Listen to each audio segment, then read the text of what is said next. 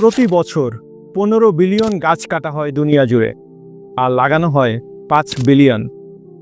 যত গাছ রোপণ করা হয় টিকে থাকে গড়ে তার 40%। তার মানে একটু চিন্তা করে দেখুন যে প্রতিনিয়ত কি পরিমাণ সবুজ, কি পরিমাণ অক্সিজেন হারিয়ে যাচ্ছে পৃথিবী থেকে।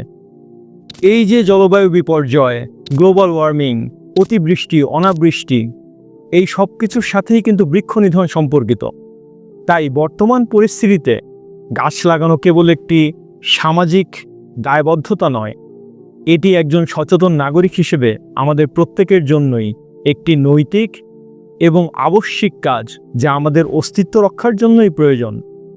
আর একজন ঈমানদারের নিকট গাছ লাগানো সাদাকায়ে জারিয়ার সুবিশাল সুযোগ। কেননা রাসূল সাল্লাল্লাহু আলাইহি ওয়াসাল্লাম বলেছেন, কোনো মুসলমান যদি একটি গাছ রোপণ করে, তা থেকে কোনো মানুষ, পশু পাখি বা কোনো জীবজন্তু যদি ভক্ষণ করে, তবে তা তার জন্য সাদাকা হিসেবে গণ্য হয়। তিনি আমাদেরকে বৃক্ষরোপণের প্রতি উৎসাহিত করে আরও বলেছেন, যদি কিয়ামত সংঘটিত হওয়ার আগেও তোমাদের কারো হাতে একটি চারাগাছ থাকে, সে যেন তা রোপণ করে দেয়।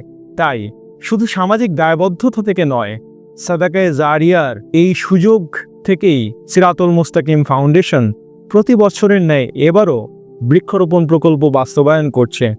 2024 সালে আমরা দেশের বিভিন্ন জেলায় স্কুল, কলেজ, মাদ্রাসা সহ বহু স্থানে শত শত ফলজ গাছ রোপণ করেছি।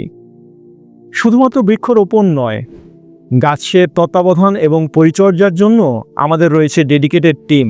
তাই আসুন আমরা সবাই বৃক্ষরোপণ করি, সবুজ বাংলাদেশ করি। বৃক্ষরোপণের মাধ্যমে দুনিয়ার পাশাপাশি আমাদের আখিরাত বিনির্মাণ করি। সবাইকে সিরাতুল মুস্তাকিম ফাউন্ডেশনের বৃক্ষরোপণ প্রকল্পে সাধ্যমতো শরিক হওয়ার উদাত্ত আহ্বান জানাচ্ছি।